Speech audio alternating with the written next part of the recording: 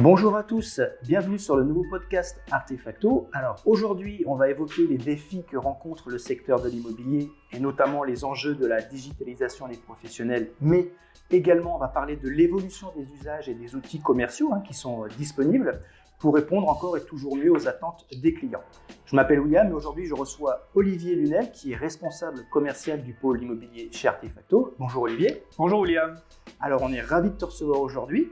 Comme je le disais en introduction, le secteur connaît des défis importants à relever aujourd'hui, notamment celui de la conjoncture économique qui est liée à la crise sanitaire de 2020 et à celui qui est un petit peu plus continuel, on va dire, par rapport à l'évolution des usages et des modes de consommation, donc un secteur qui doit constamment s'adapter.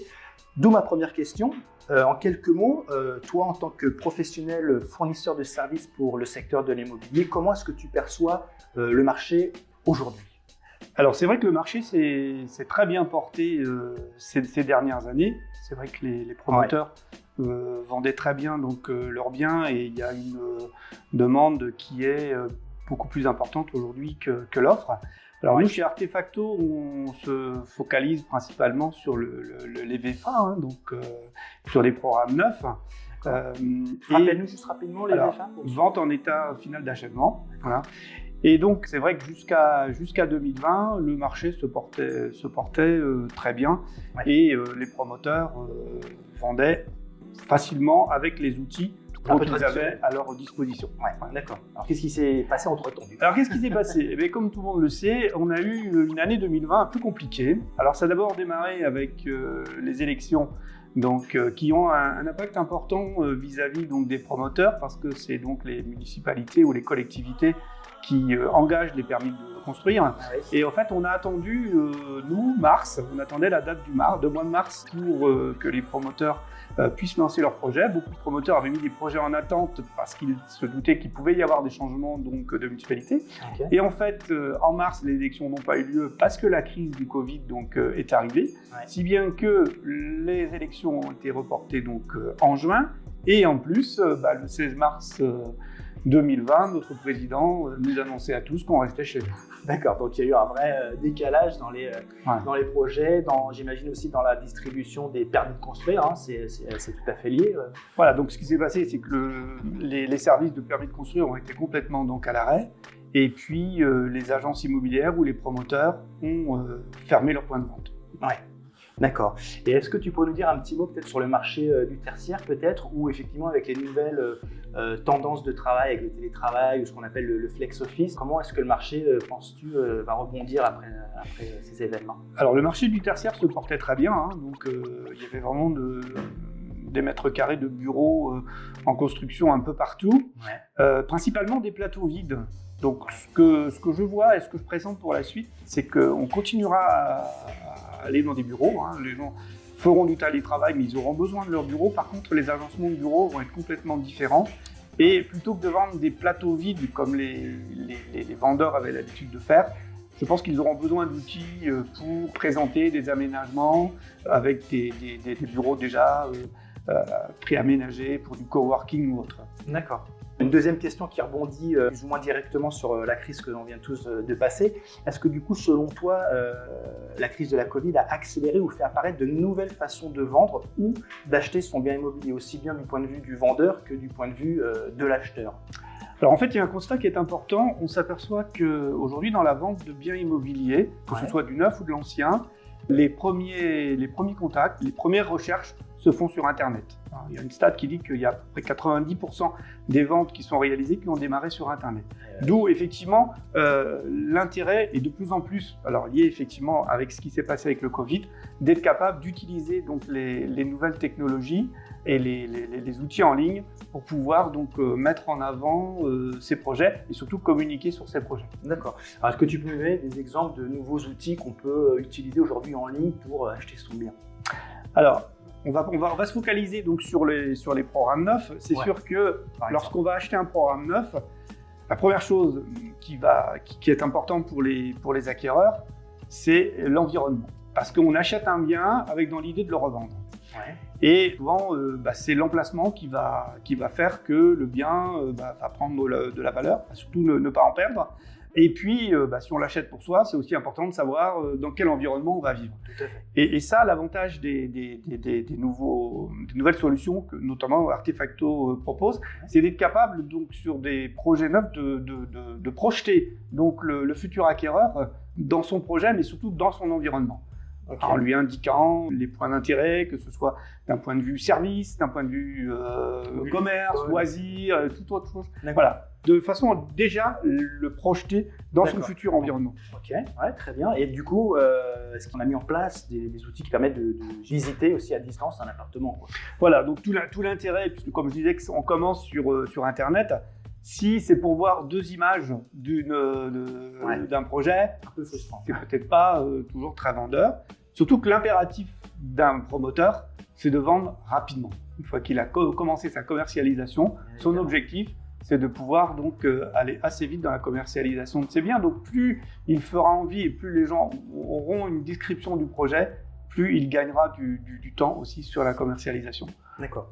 Donc on va retrouver des visites virtuelles d'appartements, des outils qui permettent peut-être aussi de configurer son appartement, des choses comme ça. Voilà, donc nous ce qu'on propose aujourd'hui donc sur Artefacto, c'est la maquette 3D, parce que ça permet vraiment, alors bien sûr les perspectives et tout ce qui est visuel, ça c'est quelque chose qui est effectivement connu et déjà utilisé par les promoteurs, mais de plus en plus c'est de pouvoir utiliser donc la maquette 3D qui va permettre, comme je disais, de partir de l'environnement, d'arriver donc sur le projet, d'avoir une façon orbitale de pouvoir tourner autour de la maquette et puis d'aller sélectionner dans la résidence, par la découpe des étages et par le choix, l'appartement qui nous convient. Okay. Et chez Artefacto, on a beaucoup travaillé sur la partie filtre et recherche, de façon à pouvoir amener facilement le futur acheteur en fonction de ses critères de recherche. Ce qu'il recherche. D'accord. Et alors du coup, tu l'as évoqué rapidement tout à l'heure sur l'importance pour un promoteur de pouvoir vendre rapidement son bien. Donc ma question va dans ce sens-là, c'est quels sont selon toi les principaux enjeux pour un promoteur aujourd'hui? Alors le promoteur, il a besoin, comme je disais, donc de vendre rapidement et surtout donc de rassurer. Il a besoin de rassurer donc ses clients. Et l'avantage donc de la 3D, elle est engageante et c'est vraiment une aide pour la décision. Ce sont en général des achats assez importants dans l'achat d'une vie. Hein. Ouais. Donc pour ne pas se tromper, et c'est encore plus compliqué lorsqu'on ne voit pas le projet, qu'on doit l'imaginer. Donc c'est sûr qu'avant, on montre aux gens donc, les plans 2D. C'est quand même compliqué pour tout le monde d'être capable de comprendre et de lire un plan 2D, et surtout compliqué de se projeter dans le bien. Et la 3D le permet d'une façon très, très, très simple et ludique surtout. Oui, c'est ça, qui apporte un effet ludique. Donc il y a cette projection en fait qui fait partie des enjeux qui vont effectivement permettre aux promoteurs de vendre leurs biens plus rapidement. Moi j'avais lu aussi quelque part effectivement qu'il y avait aussi par rapport à nos nouveaux usages, nous en tant que consommateurs, un besoin d'être pris en charge plus rapidement, d'avoir une meilleure réactivité. Et c'est vrai que c'était... alors est-ce que tu penses qu'aujourd'hui voilà, les agences ou les promoteurs ont un effort à faire sur la réactivité et la prise en charge des prospects? Voilà, alors là c'est vrai aussi que l'avantage des outils, c'est que ça permet de mettre en relation très facilement et très rapidement le futur acquéreur et le commercial. Pas obligé de prendre de rendez-vous pour aller en bulle de vente ou autre. Et c'est pour ça qu'on voit bien que les promoteurs mettent aussi en parallèle de nos outils des systèmes de chat qui permet effectivement, lorsque la personne est intéressée, elle peut déjà demander des renseignements. Et plus le promoteur sera réactif, mieux ça sera aussi déjà en termes d'image et puis en termes d'accompagnement à la vente. Et nous, nos outils permettent aussi donc, de générer du leads. Ouais. Alors, c'est vrai qu'on a l'habitude classiquement de donner son nom. On demande facilement le nom. C'est toujours un peu embêtant lorsque les gens ne sont pas prêts à s'engager de donner leurs coordonnées. Nous, on a trouvé un système qui est assez original, ce qui permet, à la suite d'une visite, les gens ont choisi sur un projet donc, des favoris. Et s'ils veulent recevoir la synthèse donc, de leur visite, on leur demande de remplir le nom, mais ils le font très volontiers puisqu'ils auront envie d'avoir en retour le compte rendu. Voilà. Et ils reçoivent le compte rendu donc, de leur visite. Ouais. Et le promoteur et bien sûr est au courant parce que la personne a laissé ses coordonnées, puisqu'on le reçoit, on lui envoie un PDF, donc il a laissé son adresse mail. Et ça permet déjà au commercial, lorsqu'il va rappeler le futur acquéreur, d'avoir déjà une qualification, de connaître le budget, de savoir sur quel type d'appartement les gens sont arrêtés. Donc il va gagner du temps dans la qualification. Absolument. Et puis pour le futur acquéreur, s'il a besoin d'échanger en famille, avec des amis, de retourner sur le site internet, de retourner sur la maquette, là il a un document qu'il peut directement montrer. Donc ça c'est quelque chose qu'on a mis en place maintenant sur la nouvelle maquette, qui fonctionne très bien. L'usage, le retour que l'on a des promoteurs qui l'utilisent est très bon. J'imagine bien. Très bon. Ok, et du coup ça me fait rebondir sur une question au niveau des services qu'Artefacto propose. Est-ce que tu peux nous en dire un petit peu plus à ce sujet-là? Et aussi sur la nouvelle application qui a été mise en place sur les stores qui s'appelle Upimo Era et qui, je crois, intègre la réalité augmentée. Alors dis-nous en plus. Alors, c'est vrai qu'aujourd'hui, on se dit, l'application qu'on propose, c'est du web. Donc, l'acquéreur, il est devant son PC sur Internet et il voit le projet. Ou alors, il va en bulle de vente et puis sur une table tactile, on peut le voir. Mais quoi de mieux que de se dire, et comment va être mon projet dans le monde réel? Eh bien, grâce à Artefacto et grâce à la réalité augmentée, on est capable donc d'immerger donc le client, le futur hacker, dans son environnement. Comment ça se matérialise? Alors, comment ça fonctionne? Eh bien, en fait, une fois qu'on a fait la maquette 3D, on a réalisé la maquette 3D à Artefacto, le modèle 3D, il est directement utilisable sur une application téléchargeable sur les stores, donc sur une tablette ou sur un smartphone. Et soit le commercial va accompagner ses clients sur le terrain et va leur permettre d'immerger, de leur montrer à l'échelle 1 sur une tablette et de pouvoir même faire une visite avant même que la construction n'ait commencé. Voilà, même si la construction n'est pas commencée. Et il peut aussi proposer au client directement, en lui donnant un code, en lui disant téléchargez l'application. Ce week-end, si vous avez un peu de temps, il fait beau, je vous invite à aller sur le terrain et vous verrez comment votre projet va s'insérer dans l'environnement. Et il peut également, j'imagine, visualiser ce projet directement en réalité virtuelle s'il n'a pas envie de se déplacer. Exactement. L'avantage, c'est que l'accès à l'application va permettre d'avoir la partie réalité virtuelle. On va pouvoir également, par un lien web, télécharger la maquette 3D. Donc sur votre iPad, vous allez pouvoir avoir la partie web, la partie réalité augmentée. Si on n'est pas sur le terrain, on va pouvoir, oui, une chose que je n'ai pas dit, qui est très importante, c'est que sur le terrain, l'application elle est géolocalisée. C'est-à-dire que lorsque les gens vont arriver, s'ils sont dans un rayon qui permet donc d'avoir la localisation, ils n'ont rien à faire et le projet va directement se positionner à l'endroit même où il va être. D'accord. Donc ça, effectivement, c'est très intéressant. Ça donne envie de le tester. C'est un usage qui me semble tout à fait nouveau sur le marché, cette histoire de réalité augmentée. Alors, dans le domaine immobilier, oui, il faut savoir qu'Artefacto est un des pionniers donc, en réalité augmentée, puisqu'on a une application qui est déjà sur le marché depuis quelques années, qui s'appelle Urbacy, qui est aujourd'hui beaucoup utilisée dans le monde de la menuiserie ou dans le monde également de l'industrie. On a voulu effectivement en faire une application spéciale immobilier avec les contraintes donc liées à l'immobilier et surtout avoir une solution unique qui permet de combiner le web et la RA. Très intéressant. Et du coup, ça me permet de te poser notre dernière question pour ce podcast sur, selon toi, comment va évoluer le marché en termes d'usage et en termes des attentes utilisateurs, peut-être le marché du secteur immobilier en 2021 sur la reprise, peut-être, si la crise nous le permet, la crise du Covid nous le permet, et aussi dans les 5 prochaines années. Alors c'est vrai que dans les usages, on sait qu'on le dit dans tout secteur, on ne pourra pas revenir en arrière.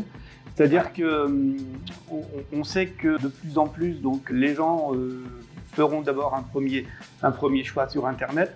On a beaucoup développé dans d'autres secteurs le click and collect. Alors on ne va pas dire qu'on va faire du click and collect sur un appartement, mais en fait, c'est de se dire de toute façon, les futurs acquéreurs, les gens qui vont arriver sont plutôt la génération donc très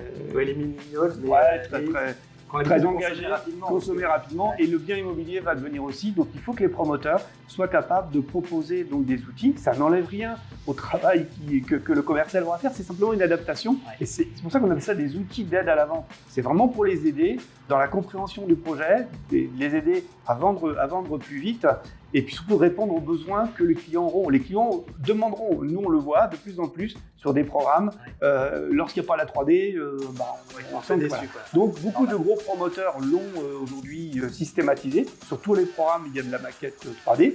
Et du coup, maintenant, s'il y a la maquette 3D, la RA viendra obligatoirement, puisque c'est un dérivé, il n'y a pas d'investissement. Voilà, il n'y a pas d'investissement de la part du promoteur en termes de coût de développement, puisqu'une fois que la maquette, bien sûr, qui a été développée par Artefacto, et donc elle sera compatible par la chaîne de traitement donc de l'application. Donc c'est pas de coût supplémentaire, simplement un abonnement donc à l'application. On est en mode SaaS, on s'abonne, on se désabonne, Et vraiment l'utilisation au quotidien pour le pratiquer avec les promoteurs, c'est vraiment quelque chose qui est très facile à prendre en main. Oui, c'est important parce que peut-être tout le monde n'est pas agile. C'est ça, il y a toujours un peu même si le secteur de l'immobilier s'est beaucoup digitalisé, mais c'est vrai qu'aujourd'hui c'est plus forcément dans l'appropriation des outils digitaux, mais plutôt comment optimiser les outils qui sont mis à disposition. C'est vrai que côté Artefacto, on est passé alors on fait toujours bien sûr du contenu, on est passé du mode contenu au mode produit. Ce qu'on veut, c'est effectivement permettre à nos clients d'avoir des outils faciles donc d'utilisation pour les aider dans le tas. Alors aujourd'hui, c'est effectivement, on parle d'un produit d'aide à la vente, mais on a aussi d'autres produits, d'autres applications, peut-être qu'il fera l'objet d'un autre podcast pour présenter ce type d'autres outils. Bon, en tout cas, merci beaucoup Olivier pour ton temps et ce petit moment de partage. Alors la question qu'on peut se poser, c'est de savoir si c'est aujourd'hui le détenteur de nouvelles technologies ou bien le professionnel expérimenté dans son domaine qui va gagner la partie du rebond de son activité et de répondre aux attentes des nouveaux usages. Sans aucun doute, ça va être un petit peu des deux, mon capitaine. Donc, comme on a pu l'évoquer, les enjeux se situent surtout, j'ai envie de dire, entre l'équation entre un accompagnement client plus personnalisé, plus réactif, mais aussi dans une appropriation des outils digitaux ajustés pour vraiment faire une création véritable de valeur ajoutée aux offres immobilières. Donc voilà, merci à tous d'avoir écouté. Si vous souhaitez obtenir plus d'informations, bien entendu, sur les solutions innovantes d'Artefacto, je vous propose de vous rendre sur le site www.artefacto.fr. En attendant, merci à tous pour votre écoute. Si vous avez apprécié ce podcast, bien sûr, faites-le savoir en laissant un petit like ou en partageant dans les commentaires votre avis sur le sujet. Merci, à très bientôt. Salut Olivier. Merci William, à bientôt.